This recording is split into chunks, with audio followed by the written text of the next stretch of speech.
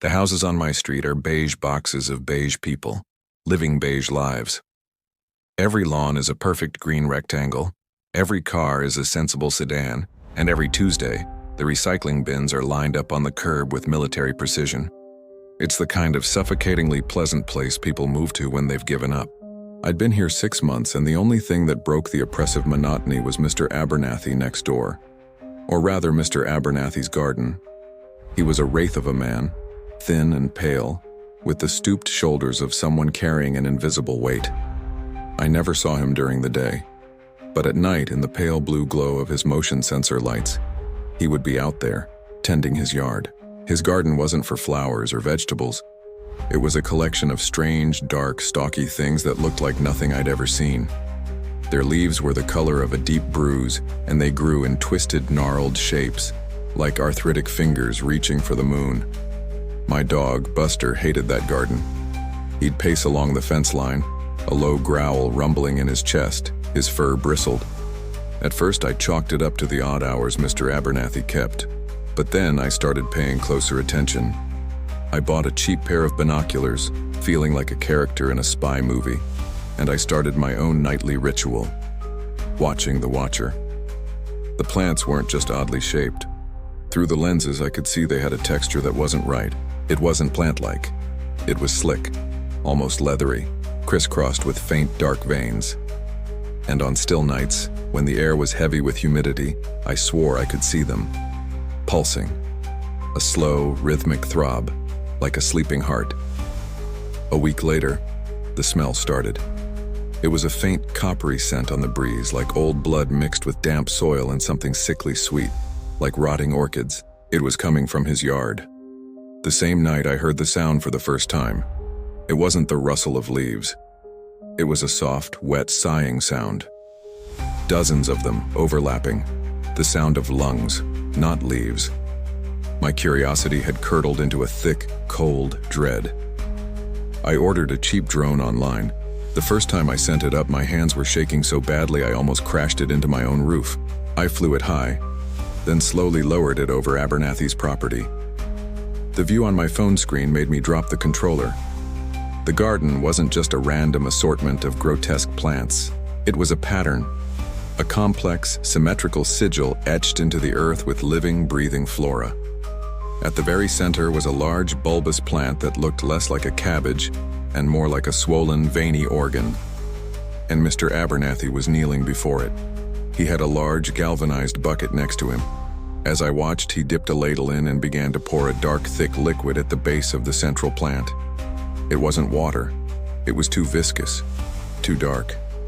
He fed every plant in his garden with that same loving care, murmuring to them in a voice too low for the drone's microphone to pick up. When the bucket was empty, he stood, and for a horrifying second, he looked straight up. Not at the drone, but as if he could feel my eyes on him from across the fence. I didn't send the drone up again. The fear kept me away from the windows for a few days, but the morbid fascination was a hook I couldn't shake. Last night, I saw something new. One of the plants, a long tendril-like vine, had grown with unnatural speed. It had snaked its way under a loose board in our shared fence and was now lying in my yard. A single, dark, questing vine, twitching ever so slightly on my perfectly manicured lawn. It looked like a severed limb. Its skin was pallid and damp, and a single thick vein ran its length, pulsing faintly in the moonlight. I felt a surge of revulsion and rage. This thing, this infection, was in my yard. I grabbed a pair of garden shears from the shed, the metal cold and heavy in my hand, and marched towards it. As I bent down, the shears open and ready to sever the invading limb, a voice spoke from right behind me. "I wouldn't do that if I were you." I yelped and spun around. Mr. Abernathy was standing there, not 3 feet away. He hadn't made a sound. He was just there. His face was even more gaunt up close, his skin stretched tight over his bones like yellowed parchment. His eyes were dark, sunken pits. "It's trespassing," I stammered, holding the shears like a weapon. A thin, dry smile cracked his lips. "It's reaching," he corrected. His voice was like rustling leaves. "They get curious, they get hungry." He took a slow step towards the tendril, kneeling beside it. He stroked it with a strange tenderness, his long, pale fingers caressing its slick skin. The tendril seemed to respond, twitching and curling slightly around his hand. The sight was so profoundly obscene it made my stomach churn. "What are they?" I whispered, my voice trembling. He looked up at me, his gaze hollow. "They are the future," he said simply. "A new kind of life. One that understands give and take.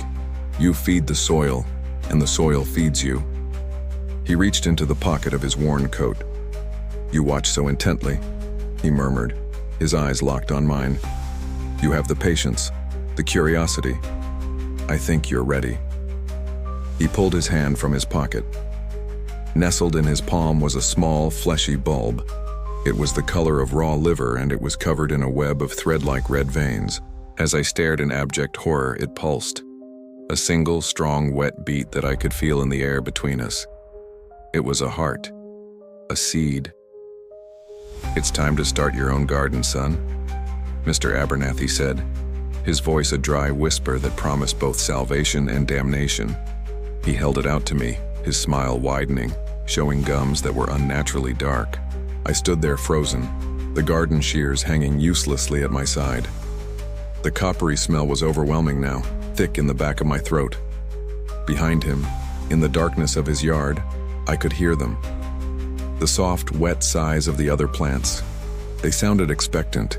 They sounded hungry.